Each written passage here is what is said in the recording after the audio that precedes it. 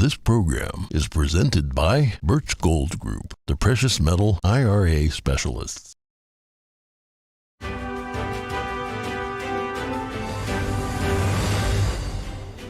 Good morning. In today's headlines, 81-year-old Senate Minority Leader Mitch McConnell is recovering in a hospital. This after an accident at a hotel in Washington. With over 1 million illegal immigrants released into the U.S., the policy critics call catch and release is under fire. A U.S. district judge ruled on the Biden administration order yesterday. Another train derailment, this one in West Virginia. Several crew members were injured after a freight train struck a rockslide. The country of Georgia drops a proposed law that opponents say would restrict media freedom. That after 2 nights of violent protests in the country and more than 60 arrests. And summer travel season is coming up. We found out where everybody is going this year and have some tips on how you can avoid the crowds.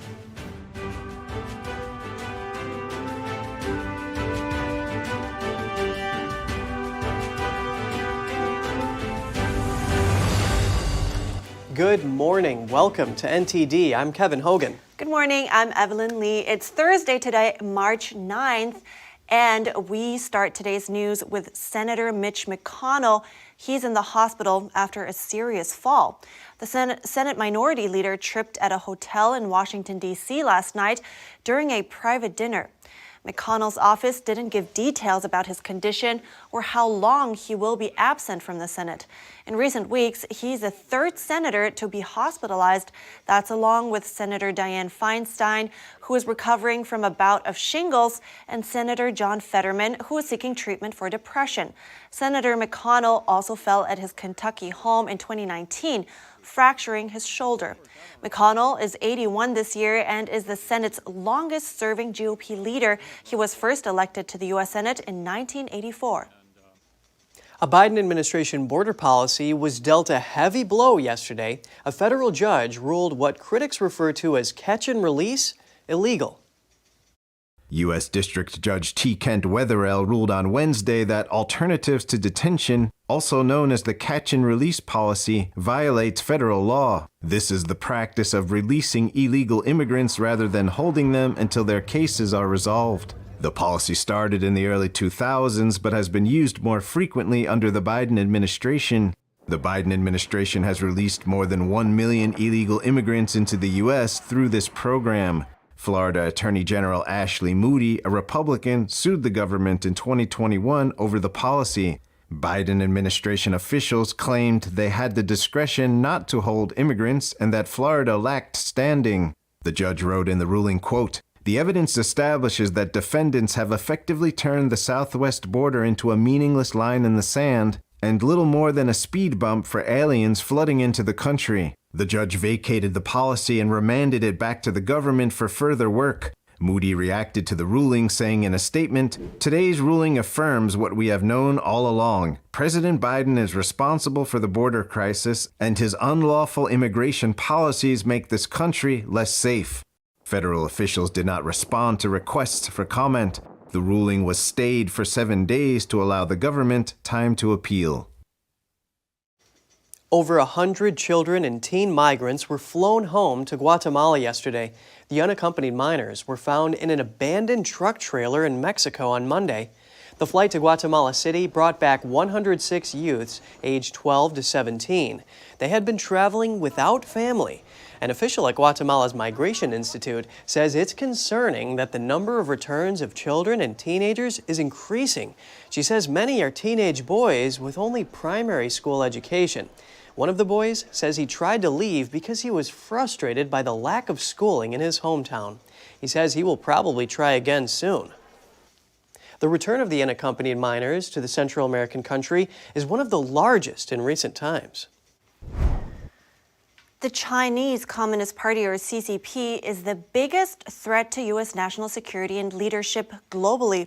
That's according to the U.S. Director of National Intelligence. The assertion was made at a Senate hearing on global security threats yesterday. NTD's Jeremy Sandberg has more on testimonies from top intelligence officials. Hearing to order. Top intelligence officials shared what they think are the major threats to national security on Wednesday. the CCP topped the list. Senators expressed concerns about quickly evolving technology from around the world, and if the U.S. is able to keep up with the threats to national security innovation brings. Senator Marco Rubio, the vice chairman of the committee, asked about the social media app TikTok and the threats it poses. FBI Director Christopher Wray affirmed the CCP could use TikTok to control software on millions of devices given the opportunity, as well as control the data on millions of users. Could they use it to drive narratives, like to divide Americans against each other? For example, let's say China wants to invade Taiwan, to make sure that Americans are seeing videos arguing why Taiwan belongs to China and why the U.S. should not intervene? Yes, and I would make the point on that last one in particular that we're not sure that we would see many of the outward signs of it happening if it was happening. Rubio feels TikTok is probably one of the best surveillance tools on the planet. We've invited them in and protected them by our laws. So I don't understand why this company is allowed to operate. Wray pointed out the difference between the private and public sectors in the U.S., but he says that line doesn't exist for the CCP in the way that it operates. He says technology and economic security have become inextricably intertwined with national security. On the cyber side, our critical infrastructure is in 85% of it or something is in the hands of the private sector. And if you look at our innovation, if you look at our PII, our personal identifiable information, the percentage is even higher. And if you look at what the Chinese are trying to steal, that's where it is. Senator Mark Warner, the chairman of the committee, questioned the national security implications if China is able to lead the way in areas like 5G, rare earth mineral extraction, and biotech innovation. He honed in on U.S. corporations' investment in China. Too many of our corporate world still believes that that these collaborations inside of China are benign, even though when they turn a blind eye to the literally unprecedented amounts of intellectual property theft, too often because they're making way too much money on investing in China tech. Senator John Cornyn raised the issue of the U.S. financing its number one adversary and helping them grow their military strength. He says a lack of transparency makes the problem hard to gauge. Avril Haines, the director of national intelligence, says a system should be put in place to create transparency around U.S. investment in China. Jeremy Sandberg, NTD News. The U.S. House Homeland Security Subcommittee on Counterterrorism, Law Enforcement, and Intelligence is holding a hearing today. It will focus on countering threats from the CCP. We will be live streaming the hearing on our website. It starts at 9 a.m. Eastern Time. You can watch it at ntd.com/live. Now turning our attention to Taiwan. Residents of Taiwan's outlying islands near the Chinese coast have been without internet for the past month. Taiwan authorities say Chinese ships are responsible. Taiwan's National Communications Commission said 2 Chinese vessels cut the submarine internet cables connecting Taiwan's outlying Matsu Islands to Taiwan's main island. The Matsu Islands are home to around 14,000 residents, and they rely on the 2 undersea cables to connect to the outside world. The owner of a bed and breakfast says the loss of internet service is having an impact on his business. After the submarine cables were cut off, many customers chose to cancel their reservations for March and April. I think at this moment, about 10 to 20% of reservations have been canceled. Taiwan authorities found 2 Chinese ships in the locations of the cuts based on automated identification system data. They said one was a fishing vessel and the other a cargo ship, but authorities stopped short of calling it a deliberate act on the part of the Chinese regime.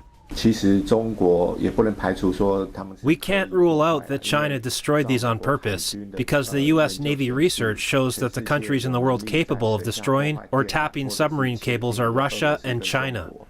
A major Taiwanese telecom provider has set up microwave transmission as backup for the residents, but the service is extremely slow compared to regular internet. The head of Lianqiang County, which covers the Matsu Islands, has asked for help from Taipei. He also discussed the cables on a recent visit to China. Relevant units in China are willing to help. The deputy general manager of China Mobile also attended the meeting. He sent a group of technicians to help. The earliest cable-laying ships can come is April 20th because there are a limited number of vessels that can do the job. For now, the only thing residents can do is wait. Australia's Prime Minister has confirmed he will meet with President Biden and the UK's Prime Minister. The meeting is set for Monday in San Diego. They're expected to unveil a submarine plan. Prime Minister Anthony Albanese was speaking at a news conference in India on Thursday. 3 sources familiar with the plan say it will include the Australian purchase of at least 4 nuclear-powered Virginia-class submarines from the U.S. The sources said Australia is also expected to work with the UK on developing a new class of nuclear-powered submarine, which could include U.S. parts. Prime Minister Albanese says Australia will retain 100% sovereignty in controlling the subs. Georgia's ruling party has announced it is dropping a bill after 2 nights of violent protests in the country's capital. Thousands took to the streets to protest a proposed law that they say stifles media freedom. Police in the Georgian capital used water cannons and tear gas to disperse demonstrators around the Parliament building. NTD's Condemn has more on the story. Demonstrations in Georgia's capital, Tbilisi, are in their 2nd day. Local media footage shows violence in the streets, cars being tipped over and fires being lit on barricades. Police responded with tear gas and a water cannon. Injuries were reported on both sides. More than 60 protesters were arrested outside Parliament. Opponents say the law may obstruct Georgia's intention of joining NATO and the European Union in the future. Protest leaders on Wednesday urged demonstrators to prevent lawmakers from returning to the building until the measure is withdrawn. In Wednesday's evening address, Ukraine's President Volodymyr Zelensky voiced his support to the Georgian protesters. Anti-Russian sentiment is rife in Georgia, following long-standing Russian support for 2 separatist regions, as well as a brief Russian invasion of the country in 2008. Condemn, NTD News. Just ahead, a train derailment in West Virginia. Multiple locomotives derailed and several crew members were injured after a freight train struck a rockslide. As Californians are still digging their way out of snow, the state is expecting more snow and even rain. We have their situation right after the break.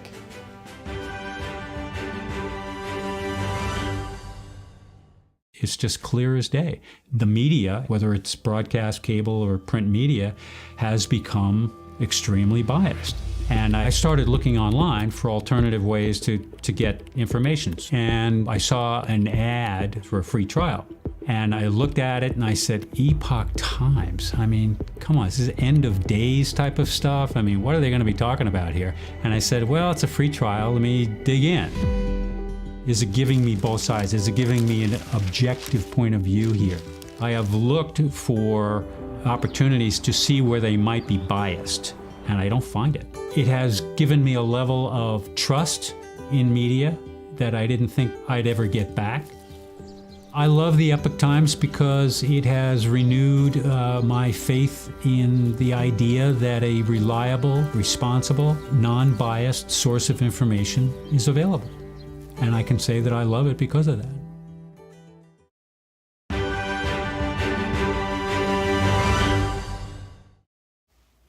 Welcome back. A CSX Corporation freight train derailed early on Wednesday after it struck a rock slide in Sandstone, West Virginia. 3 crew members were injured and diesel fuel spilled into a nearby river. CSX said all 4 of the train's locomotives and 22 empty coal cars derailed. The lead locomotive had 3 crew members on board. They're being treated for non-life-threatening injuries. CSX said there were no hazardous materials being transported by the train, and the incident posed no danger to the public.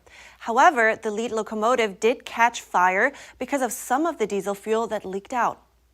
Environmental teams were deployed and containment booms were used to clean up the leaked fuel. Californians are still digging their way out from several feet of snow after the powerful winter storms, with some residents confined to their homes for more than a week.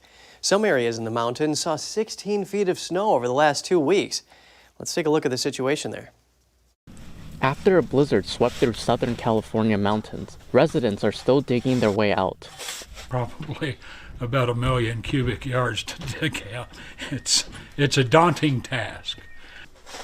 There's quite a bunch of them here. I think there's about 8 or 10 of them or more, and they're going to try to shovel a pathway so I can at least get out to the street. The 79-year-old found himself shut inside his home with snow blocking the door and stairway out. We shoveled quite a bit of it out here already. This was up over 10 feet.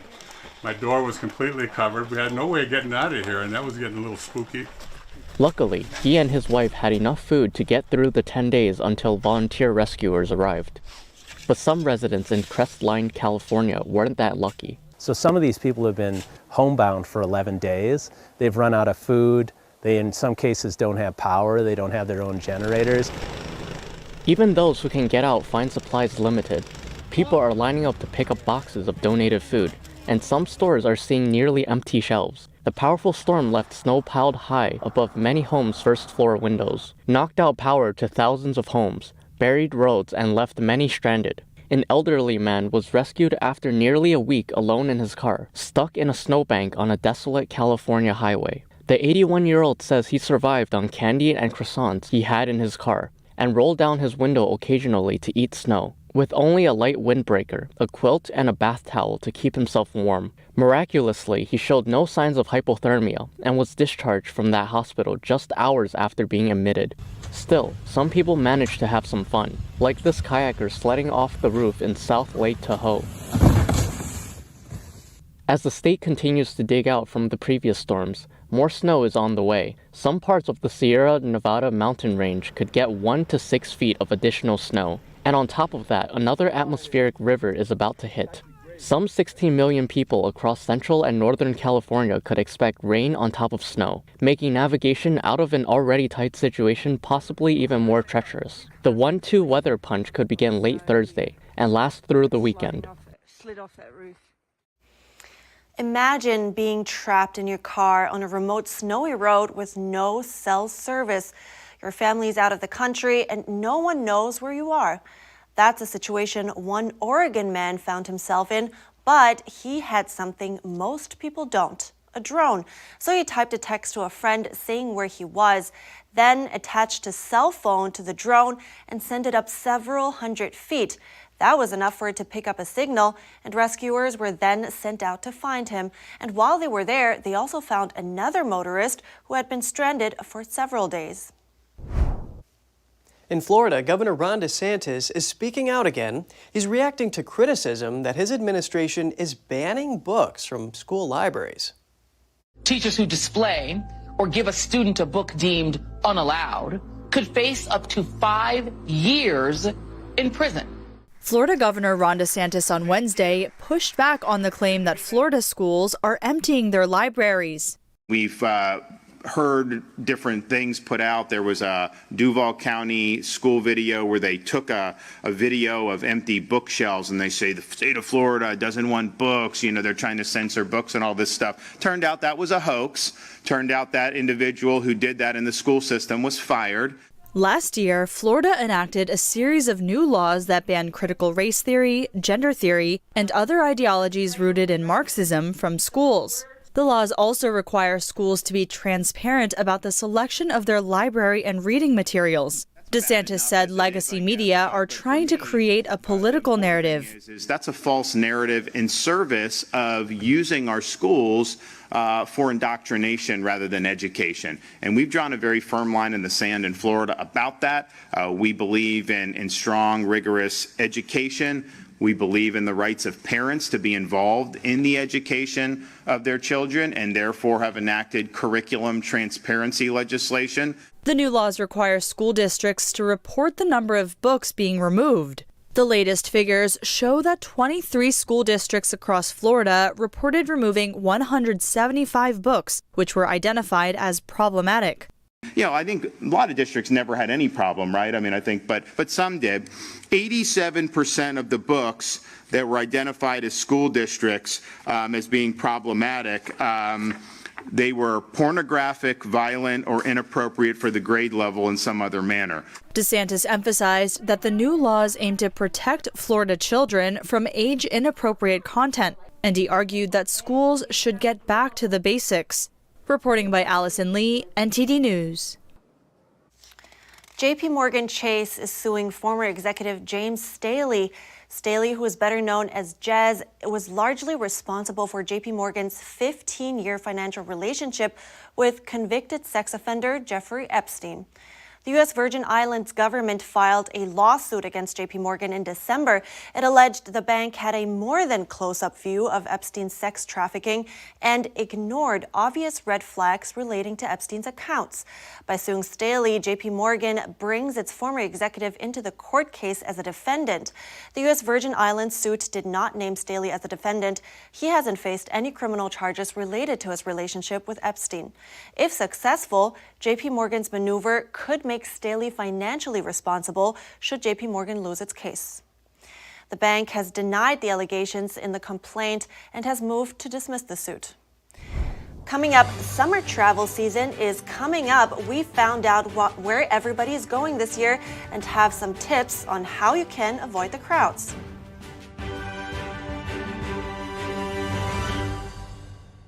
This is Stephen K. Bannon. I urge you to protect your savings from inflation by diversifying into a physical gold IRA from Birch Gold Group. Simply text the word NTD to 989898 and you'll get a free info kit on gold IRAs explaining everything.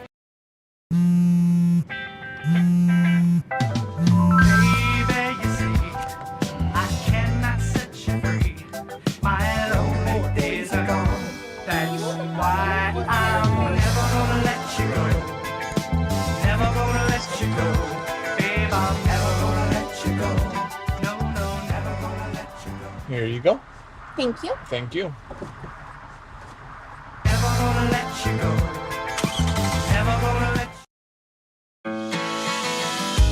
Got a new house.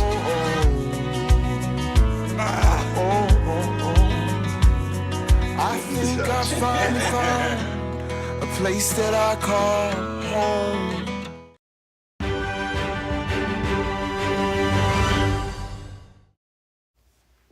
Summer travel season is coming up. Where is everyone going this year, and how can you avoid the crowds? I spoke to McLean Robbins. She's a travel expert and the owner of Lily Pond Luxury Travel.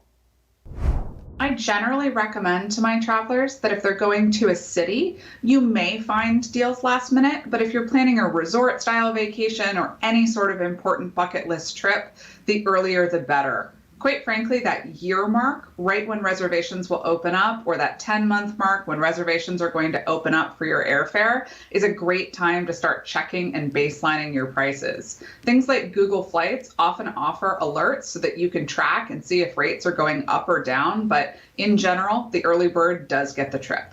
Your most economical things, like your most economical rooms and your most economical seats, are going to go first. And so if you wait until the end and you want a large suite, for example, at a hotel, your price may not change. But if you're looking for that standard room or that best available rate, you're probably going to be better off the sooner that you book. Where will Americans be traveling this summer mostly? And is there any, secret destination tips that you think are often overlooked?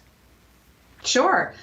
What I think is just incredible is that we really have seen the American traveler return to Europe. So based on data from Virtuoso year to date, Paris is the most common destination for travelers this summer, or the most wish list destination. We're also seeing cities like London and New York make a huge comeback. You have major cities in the US like Vegas, Miami, Washington, D.C., all on that list as well, and perennial favorites like Rome and Nassau in the Bahamas. While there are any number of destinations that you can find a great deal, I always recommend looking at secondary cities and shoulder season to offer great options. So for example, if you have done Italy and you loved the Amalfi Coast, which is one of the most coveted and in-demand and expensive destinations in the world, perhaps you should try Portugal, which also has great culture, beautiful beaches, and a nice alternative. Or perhaps you wanted to try Spain.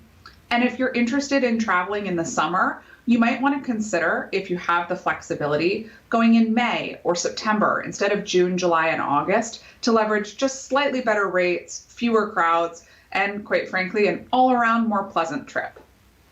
Talking about off-season or shoulder season, during the high seasons, what should we expect this summer? Should we still be expecting cancellation and delays? Is that still ongoing? Unfortunately, cancellations and delays have just become part and parcel of the overall travel experience. So I think I said last time I joined you to pack your patience, and I absolutely would recommend continuing to do that this season. That said, there are a few things you can do as a traveler to mitigate those delays. I always think picking the earliest possible flight is a great chance to have the most on-time departure. And there are several reasons for that. One, the plane is generally already in the destination from the night before. And so they've already checked that plane, and generally the crew is ready to go. They've made sure there are no mechanical issues. It's also statistically less likely for you to have bad weather, which can often cause delays. And I would also recommend taking the earliest direct flight if possible, because that stopover just opens up more chance for a problem. Wherever possible, when you are connecting, choose carry-on baggage instead of checking a bag. And wherever possible, pack just that extra day or that extra amount of time in your destination. So if you're going for a wedding that's on a Saturday, maybe come in on Friday morning instead of coming in on Saturday morning. That extra night may seem like an extra expense, but it will prevent you from missing out on those key experiences that you're traveling for. Yeah, great tips as usual. Thank you so much, McLean Robbins. I appreciate it. Thanks for having me. She also recommended to directly book at a hotel's website and maybe a reputable third-party provider. But as usual, we just need to stay aware and use our common sense. So if a deal seems too good to be true, don't go for it. You know, that shoulder season concept she mentioned sounds really interesting. But Evelyn, you've traveled a lot. Where have you been? I don't know if I can list them all out right now, but I can tell you where I'm going to go later this year. I'm going to go home to Germany. Oh, excellent. Yeah, what town? Well, I'm from a little town called Tübingen. Oh, okay. But yeah. Sounds nice. Excited, yeah. The first thing she asked me, though, was like, have you booked your flights yet? So, yeah, flights really expensive this season. Yep, got to get a head start on that. Exactly. Yeah. So right now, we're actually going to travel to Arizona, where a resident had a wild surprise when they returned home from work this week. They found a bobcat lounging in their dog's bed. They were able to snap a couple photos before it ran away. It's believed the bobcat entered through a doggy door. The dog, whose name is Squeakers, was attacked by the ferocious wildcat. The owner says Squeakers was seriously injured and needs surgery. They set up a GoFundMe page for those who want to help with the bill. The Arizona Game and Fish Department says you should not handle entrapped wildlife yourself. They say don't panic if you see a bobcat because they usually don't attack humans, but ones with rabies can attack and you have to fight back if you are attacked. Right, and they say you shouldn't feed the animals because they can become too comfortable with humans. Yes, that is a good point. And I hope Squeakers recovers soon. Yeah, exactly. Remember, everybody, not everything French-shaped is friend. All right. Yeah, poor dog. That's all for today's program. We'd love to hear from you. Send us an email at goodmorning@ntd.com. Thanks for watching. I'm Evelyn Lee. And I'm Kevin Hogan.